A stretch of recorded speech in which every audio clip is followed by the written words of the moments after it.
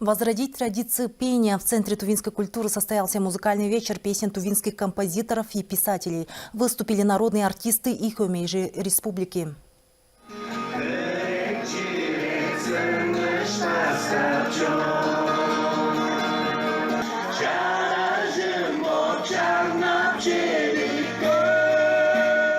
Зал поет дружным коллективом. Любителям ретро-песен достаточно дать первую строчку, и они сразу подхватывают. Концерт стал одним из самых ожидаемых культурных мероприятий. В зале Центра тувинской культуры яблоку негде упасть. В 70-х годах, наверное, зрители помнят, везде мы пели.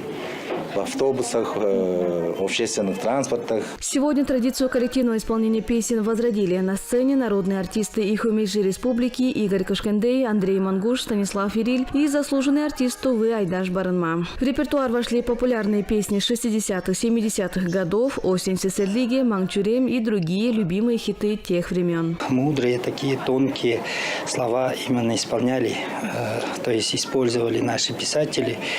И есть очень огромная разница современных песен, а также тех песен, которые 60-е, 70-е годы сочиняли наши композиторы, наши писатели. Это уже третий концерт проекта «Эрладжилы». Предпосылкой создания концерта такого формата стал ренессанс песен тувинских композиторов и писателей. Группа уже побывала в районах республики с гастролями, и каждый раз был аншлаг. С большой гордостью вспоминаем песни наших